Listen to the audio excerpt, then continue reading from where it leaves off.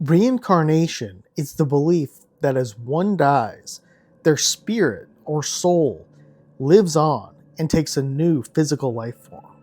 The belief has been widespread around the world for millennia, with many cultures and religions believing different things around the phenomenon. The general thought process around reincarnation is that one dies, the soul transmigrates into a new born baby or an animal. While reincarnation seems like an archaic belief with no validity, there is a surprising number of reputable researchers, including universities like the University of Virginia, who study this phenomenon in depth. In addition, there are a number of fascinating reincarnation cases with no logical explanations as to how the person would have detailed knowledge of the past life they allege to live.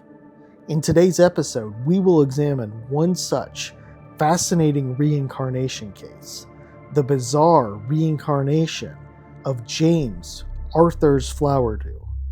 James Arthur Flowerdew, who went by the name Arthur, was a man who lived in the seaside town of Norfolk, England. Born in 1906, Arthur lived a quiet life and only left England once to travel to France. His whole life, though, he had visions and dreams of a strange stone structure, one that appeared as a temple carved onto the side of a cliff. He also had visions of a great city in the desert. Arthur wasn't sure why and kept most of his thoughts to himself, not really understanding why he was having the visions. Then, one day, Arthur watched a documentary that changed his life forever.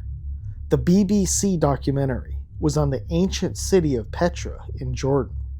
As he watched it, Arthur knew immediately the city of Petra was what his visions were for so many years. Arthur soon started telling others about his visions, and soon word spread about how this British man had such intimate knowledge of this ancient city.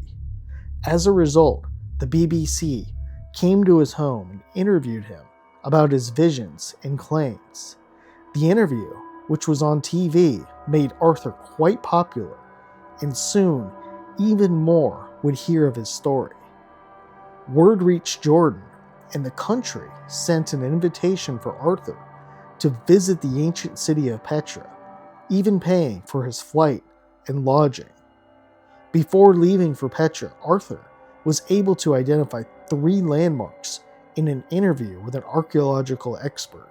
The interviewer would later recall Arthur had expert-level knowledge of the city. It appeared he knew more than many of the researchers who worked there for years. What happened when Arthur visited Petra would truly shock everyone even more. Arthur was able to identify structures around the city in great detail. To say he knew the city would be a vast understatement. Arthur was able to identify many of the landmarks that hadn't been excavated yet. The archaeologists that were working in Petra were truly baffled and even stated that Arthur knew the city better than any of them. Now that he was there, though, Arthur was able to remember even more details from his past life. Arthur says he was a temple guard that was murdered. He even remembered exactly where it occurred. The lead archaeologist on the site claimed that Arthur was able to fill in details on many things and that he believed that there was no way he was a fraud. Sadly, Arthur would pass away in 2002. Since his story has came out, there have surprisingly been very few skeptics that have came out and tried to debunk his story. Few have suggested that he was a fraud, and this is most likely due to the fact there's simply no explanation as to how he was able to pinpoint landmarks under the earth and describe them.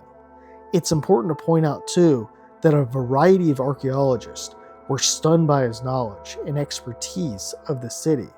This simply wasn't the case of possibly 1 or 2 archaeologists being corrupted.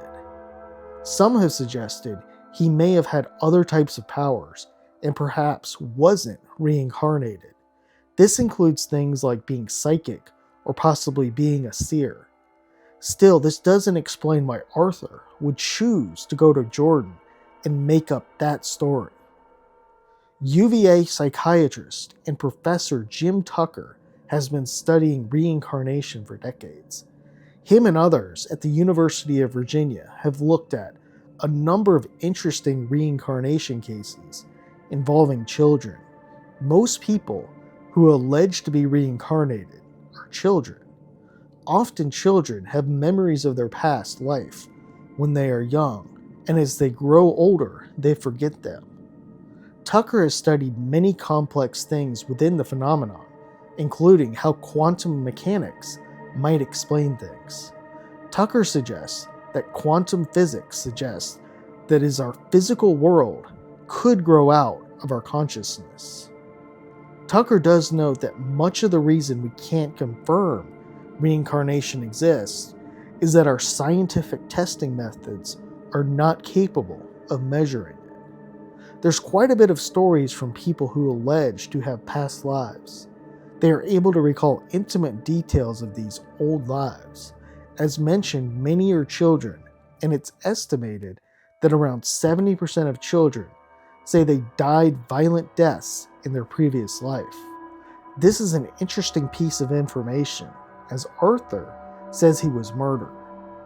The idea of reincarnation raises all sorts of interesting questions concerning what happens after one passes on. Can only people who died painful deaths be reincarnated? Also, how does the process work? Do people immediately reincarnate into a new body, or is there a time period the soul waits? If it does happen immediately, in the case of Arthur, why didn't he remember any of the lives between when he lived in Petra and when he was born in 1906? There's clearly many questions surrounding the process of what happens too, if reincarnation is real. Some religions, such as Buddhism and Hinduism, believe strongly in reincarnation. Others, such as Christianity, don't appear to endorse the idea. In time, we will surely discover even more of these stories.